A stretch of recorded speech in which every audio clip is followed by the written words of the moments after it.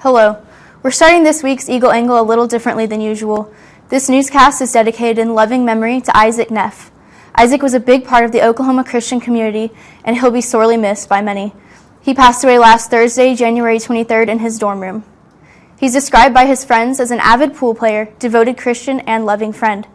Because of the on-camera nature of this news broadcast, the producers of Eagle Angle wish to respect the grieving friends and family of Isaac by not filming any interviews. You can learn more about Isaac's incredible life and legacy through OC's online newspaper. The Talent has published an article including interviews with Isaac's friends and professors. This article can be found on talent.news.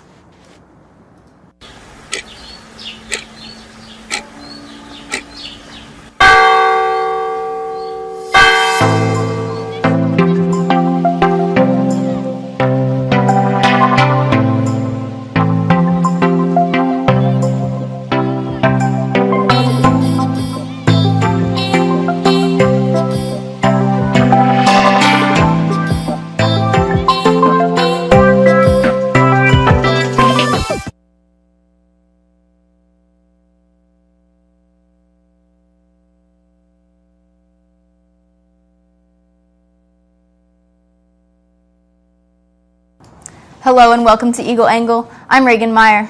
I'm Elijah Johnson. Eagle Angle is a student-produced newscast live from the campus of Oklahoma Christian University. The Student Government Association has officially announced this year's Spring Sing Philanthropy Project. New View is a not-for-profit organization that provides rehabilitation services for people with visual impairment. Our senior reporter, Becca Kashorek, has the story. This year's Spring Sing Philanthropy Project is an Oklahoma City not-for-profit trying to make a difference for the visually impaired. Our mission at New View is to empower people who are blind and visually impaired. So everything we do comes from that. And so we do rely a lot on charitable donations, people like OC who, choose us as a nonprofit to give the benefits to from any sort of event. That's a huge part of where our mission, where we get to live out our mission. New View is the largest employer of the visually impaired and blind in the state of Oklahoma. With state-of-the-art equipment and rehabilitation services for all ages, New View helps the visually impaired thrive and learn how to do everyday activities, just in different ways. It's not the daily task or the job at hand that we have issues doing. We got that covered. It's adapting to doing it a different way that involves less or no eyesight. From a low vision exam to coming into your home and teaching you orientation and mobility training, to teaching you assistive technology. So it kind of runs the gamut of when you lose your sight, or if you're losing your sight, what do you need to know to be able to function normally? New View also seeks to educate sighted people to look past the stereotypes of being visually impaired and understand what it really means. Anyone you talk to, it's a different story.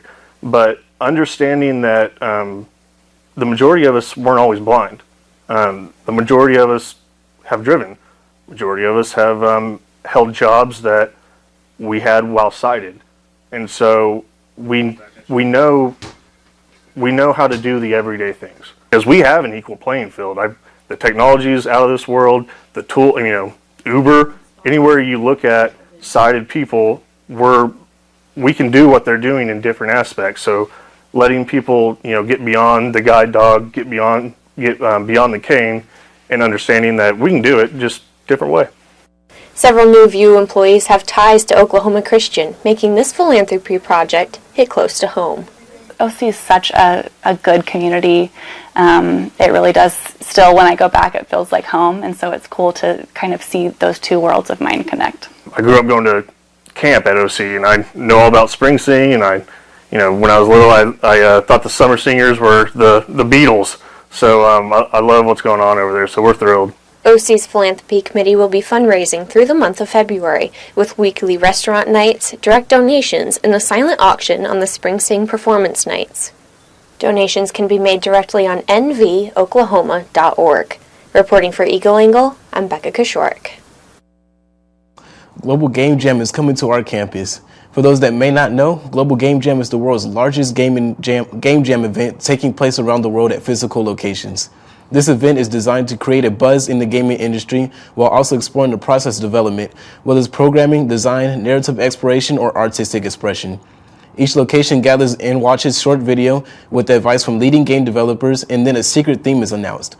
All states worldwide are then challenged to make games based on the same theme, with games to be completed by Sunday afternoon. In January of 2019, 860 locations in 113 countries created over 9,000 games in one weekend. This year's Global Game Jam is January 31st through February 2nd. OC will have a site in the Sparks Advanced Visualization Lab and Cost Digital Lab in Garvey Center. There is no entrance fee and all are welcome. This February, you can look forward to OC's annual Valentine Cabaret performance. Cabaret features choreographed songs from popular Broadway musicals. This performance will continue an OC tradition from the past 3 decades. This year's theme is Broadway Bound. Cabaret will be in Judd Theater February 11th through the 15th at 7:30 p.m. The admission fee is $15, and this is a popular event, so get your tickets early. This year's History Speaks is this coming Monday at 7 p.m. It welcomes Raymond Santana of the Central Park 5. The Central Park 5 was a group of Black and Latino teens wrongfully convicted of the brutal attack and rape of a white woman in Central Park in 1989. After the teens had spent 5 years in prison, a man named Matias Reyes admitted that he committed the crime that act alone. He was already serving a 33-year sentence for murder and rape. His DNA matched what was found at the crime scene, and he was convicted. In 2002, the Central Park 5 were released and cleared of all charges. The story led to discussions of police coercion, false confessions, and racial discrimination. Today, Santana speaks about the need for changes in the criminal justice system. This event is currently sold out, but you can watch next week's Eagle Angle for coverage of the event. If you have any stories you would like us to report on, send us an email to our news producer at becca.koshorik@eagles.oc.edu. Now for our national news. Firefighters say recovery work could last for days following a deadly fire that tore through a boat dock at a lake in Alabama. At least 8 people were killed after the blaze burned dozens of vessels in Scottsboro Monday. As Aaron Cooper reports, the massive fire was captured on video. A staggering sea of flames took over Dock B of the Jackson County Park in Scottsboro. But you never expect something that's that devastating. From a nearby dock, Carol Fuller could only watch as the flames got bigger. We could hear them yelling down at the end of the dock, yelling for help. When the sun rose, everything turned to recovery mode. We will be here the remainder of the day, though. The Scottsboro fire chief says this colossal fire consumed 35 boats, left 7 people burned or dealing with hypothermia from seeking refuge in the water, and 8 people unaccounted for. There's a lot of debris in the water, and it makes it difficult for the rescue folks to get to where they need to be. Tackling flames 150 feet across the water was a monumental challenge, while also trying to figure out how many victims they needed to find. That proved difficult because the nature of people coming and going off of houseboats and not knowing how many people were staying with who. After hours of combing the lake for those missing, rescuers recovered 8 victims, with potentially more still left to be found. So we're going to check every boat and every piece of this as we pull it out as best as we possibly can. Week 2 of Trump's impeachment trial continues Monday as his lawyers defend against his removal from office. The question of whether senators will allow witnesses still looms over the trial. This as new information emerges, leaked from a draft of foremost National Security Advisor John Bolton's new book. CNN's Suzanne Malville reports. In just hours, President Trump's defense team will make its case against Trump's removal from office. But explosive new details from former National Security Advisor John Bolton's impending book could now change the direction of the trial. A report in the New York Times describes dozens of pages in Bolton's unpublished manuscript on how the Ukraine matter evolved in the months before he left the White House last September. Bolton claims President Trump told him in August they should continue to hold nearly $400 million in military aid to Ukraine until officials there helped with investigations into Democrats, including the Bidens, undermining a key pillar of the president's impeachment defense, that the two circumstances are unrelated. A source with direct knowledge of the manuscript tells CNN the New York Times telling of Bolton's account of the Ukraine aid hold discussion with Trump is accurate. President Trump denying Bolton's claims, tweeting, "If John Bolton said this, it was only to sell a book." I don't know if we left on the best of terms. I would say probably not, and so you don't like people testifying when they didn't leave on good terms. The Times says the book also details conversations Bolton says he had with key cabinet members, including Secretary of State Mike Pompeo and Attorney General Bill Barr. I think Ambassador Bolton's an important witness to hear from directly. There's a lot of missing blanks here that would be helpful if we could have the direct testimony in order to complete the record. In a joint statement, the House impeachment managers urging the Republican senators to vote to allow new documents and witnesses, writing, "There is no defensible reason to wait until this book is published, when the information he has to offer is critical to the most important decision senators must now make, whether to convict the president of impeachable offenses." Before the Times report, Republican leaders were confident that they would defeat the vote this week. But now it is less certain, according to 3 GOP sources. I don't know how my Republican colleagues cannot call for witnesses. Senator Romney has called for witnesses. They should all be calling for witnesses. We have to get to the truth. A case of the coronavirus was confirmed in Arizona on Sunday. That means there are now at least 5 such cases in the U.S. right now, but the threat may be growing. Health officials issue a warning about the fast-spreading malady. John Lurink reports. A game-changing announcement from China's health minister. People infected with the coronavirus can spread the disease before showing symptoms. The contagiousness of the patient is so much more evident. There's a longer period of time where that person can spread the disease. Although some health officials question the statement, others believe it's better to err on the side of caution. I'm urging HHS, Health and Human Services, federal, to follow the CDC's proactive lead and declare a public formal health emergency for the coronavirus. And in doing so, it will unlock tens of millions of dollars for the CDC to access. The virus is confirmed in about a dozen countries, including China, the U.S., and France.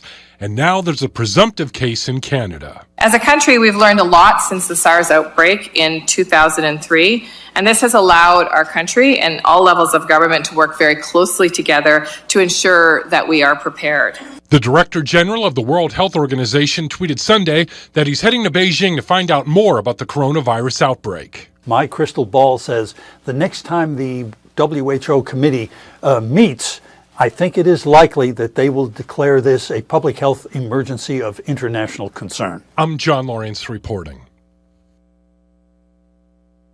Oklahoma is experiencing some unusually warm weather for January, but will it continue? Garrett White has the answers with your weather forecast after this break. Your girls have been with you through every moment of your life. They were with you when you felt unbreakable, and with you when you had your heart broken. They were with you when you shared your love with the world, and with you when she became your world. They're still with you right now. But how well do you know them? You don't know my name.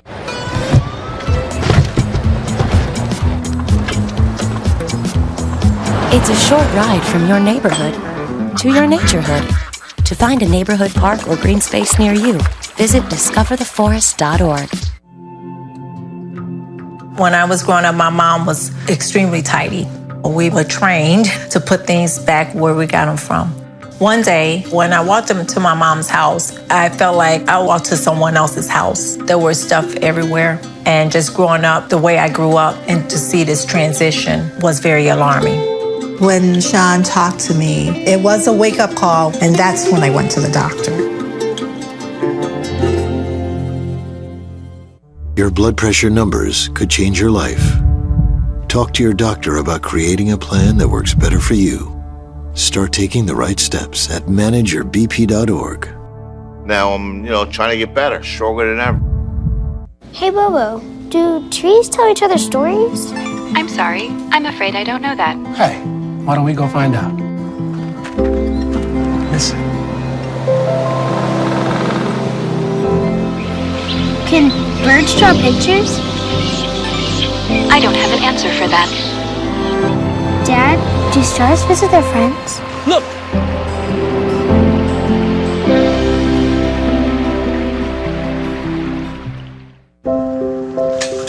I want to eat apples and bananas.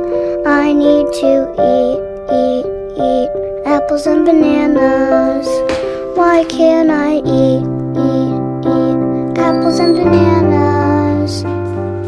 Support the Feeding America nationwide network of food banks to help provide meals to those in need. Join us at feedingamerica.org.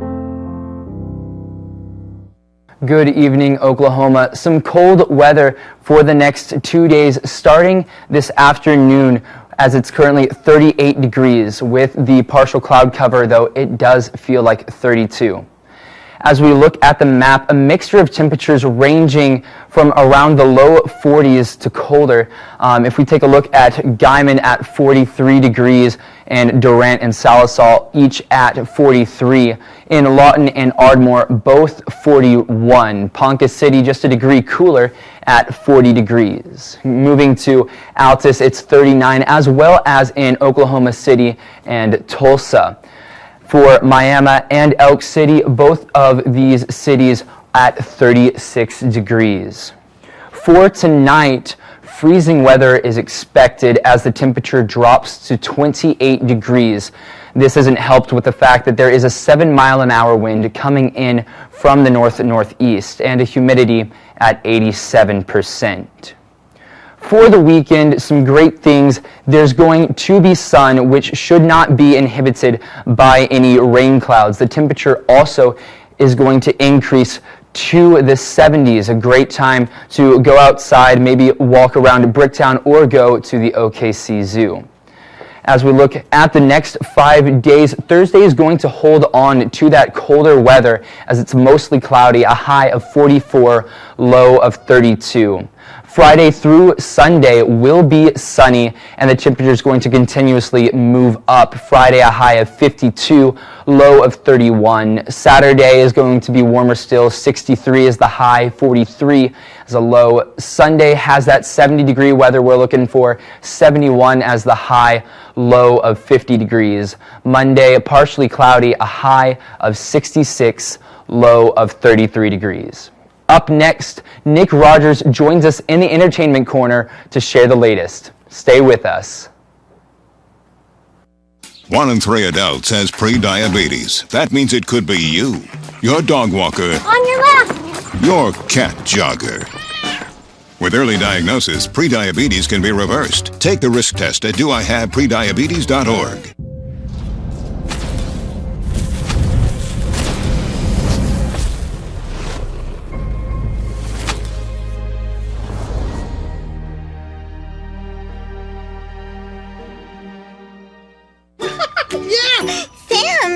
Oh, hey, Julia. Are you ready to play band with us? I'm going to play my clarinet. And Elmo's going to play his drum. Drum loud. Oh, well, you know what to do, Julia. Julia knows. Mm-hmm. With Julia's autism, loud sounds can be too much. But she still loves to make music.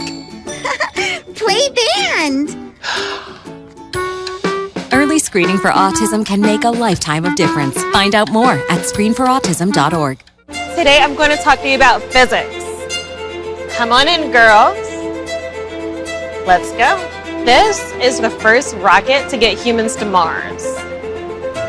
Really tall. I'm a rocket structural engineer, designing and building parts of the rocket. You are the generation that will be stepping foot on Mars. Do I have a group of astronauts on my hands? Yes. You can become a rocket scientist or whatever else you want to be. Hello everyone and welcome back to this week's Entertainment Corner. I'm your host Nick Rogers, and starting off, Justin Bieber fans will be feeling the love this Valentine's Day. More than 4 years after the release of Purpose, the Biebs is dropping a new album. Bieber's 5th studio album called Changes will be released on February 14th, also on Valentine's Day. Tickets for Bieber's new US tour go on sale. That 45-date tour kicks off in May in Seattle and wraps up in New Jersey in September. So far this month, Bieber has released 2 singles, Yummy and Get Me. He also has a new YouTube original documentary, Justin Bieber Seasons. The 10-part self-produced series focuses on the creation of his new album. Billie Eilish is taking home more than trophies after her sweep of the Grammys' top categories. Now, the 18-year-old singer is winning record sales. Eilish is the first woman to win all 4 of the top Grammy categories. Her victories Sunday night include Best New Artist as well as Record Song and Album of the Year. Consumers appear to be taking note. Billboard says sales of Eilish's album and songs doubled overnight. The day before the Grammys, she sold about 7,000 units. Sunday, the number shot up to about 15,000 downloads of Eilish's songs, have jumped 127%. Eilish is also this year's winner for Best Top Vocal Album. That's all I have this week. Come back next time to check out what's new in entertainment. Now, we go back to the desk for your Eagle Angle Sports Report. I'm Trinity Carpenter, and this is your Eagle Angle Sports Report. The Lady Eagles battled in the nest twice this past week. They faced their first matchup on Thursday against Midwestern State. Both teams began the game by scoring with consistency. Either side was unable to create an offensive gap. The Lady Eagles would eventually take the lead, ending the first half with a score of 42-37. The girls returned to the floor hungry for the win, executing both good offensively and defensively, pulling off an 89-73-point victory over Midwestern State. Kendall Blackburn and Megan Shelton both led as Oklahoma Christian's top scorers with 16 points and a total of 9 rebounds. Overall, the girls ended the game with 5 players in double digits. 2 days later, Oklahoma Christian took on Cameron. The Lady Eagles set the pace, maintaining the lead up until the end of the third quarter, where Cameron began to fight back. Once Cameron gained control, they did not look back, resulting in a 79-71 loss for the Eagles. Oklahoma Christian's top scorer was Madison Coyer with 13 points and 3 rebounds. Right behind her was Katie Mayo with 11 points and 9 rebounds. As for the men's basketball team, the first matchup was on Thursday, where they also took on Midwestern State University. The game started as a battle for the lead until the Eagles finally took control partway through the first half, which would then result with the Eagles having a 6-point lead heading into halftime. In the second half, Midwestern attempted to close that score gap, eventually succeeding about 7 minutes in. But the Eagles fought back and achieved a 64-60-point victory over Midwestern State. Aubrey Johnson seemingly could not be stopped on the scoreboard as a top scorer with 35 points and 3 rebounds. Will Linhard also acted as a defensive powerhouse with 15 rebounds. Moving on to Saturday's game, where the Eagles took on Cameron University, Aubrey Johnson kicked off the game by knocking down 3 consecutive threes and set the tone for the rest of the game, which concluded with up to 30-15. Then in the second half, Eagles returned with the same energy and maintained the lead. The guys would go on to win the game 63-51. Top scorers included Aubrey Johnson with 14 points and 7 rebounds, followed by Daydream Palmer Jr. and Will Leonard, who each scored 12 points. Leonard remained a defensive asset with 15 total rebounds.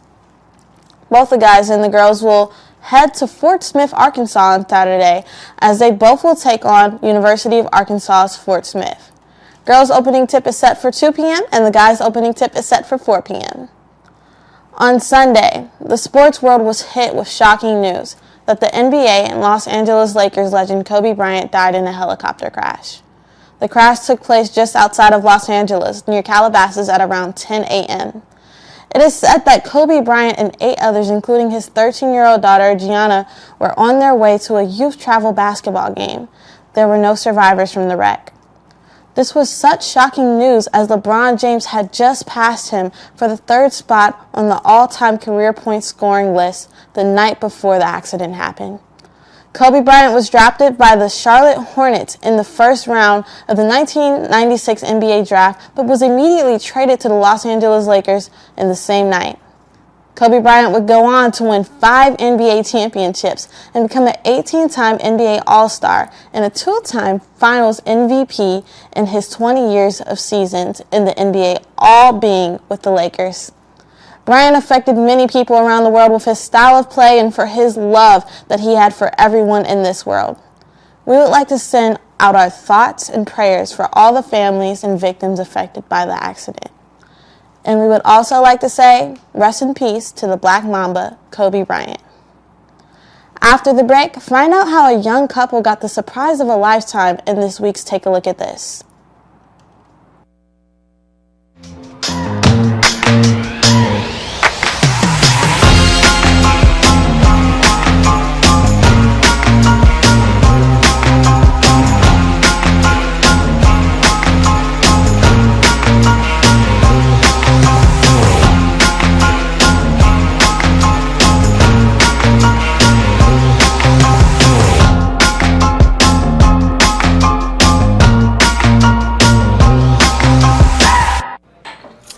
What do you think you're doing, Kevin? Was just gonna drive home.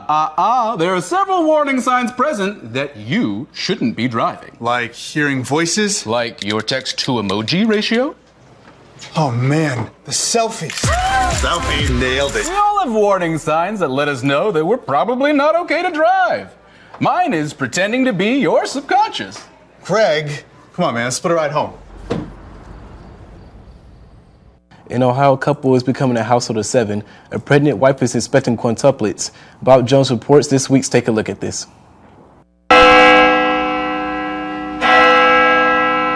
After Hannah and Jacob Merton married in 2017, they felt ready to try for kids. I've always wanted twins. I always grew up saying I wanted twins. But getting pregnant for the Barberton couple didn't come easy. We tried to get pregnant for a year, and it just wasn't happening. They went to a specialist, started fertility medication, and last October, a doctor delivered stunning news. I almost passed out just from shock. At first, the ultrasound revealed Hannah's wish, twins, babies A and B. But there were more, C, D, and E. So she kept looking, and she was measuring and recounting and counting, and then finally after it was over, she had to pull up a chair because she was so shocked, and she was like, "You're having 5 babies." It really was just a surreal, this kind of feeling. Like I don't even know how to put it into words. It's just it's unbelievable, really. I was just like, how is that even possible? What?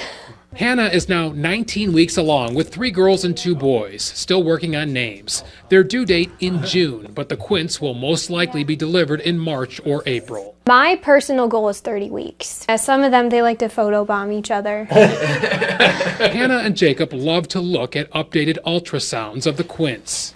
I just love looking at their profiles, like their little noses and everything. And they're all doing well, and so is Mom. No morning sickness. I feel great. Yeah, I'm doing good. Hannah, who is 20, and Jacob, 22, admit they're a little scared about caring for 5 babies inside their Barberton home. I don't even know how many thousands of diapers we're going to go through. But they have a large family and many friends willing to help. I just believe God won't give us anything that we cannot handle. Hannah will stay home with the quintuplets. Jacob will soon graduate from the University of Akron, looking to start a career in finance. Thank you for watching Eagle Angle, where it's your campus, your news.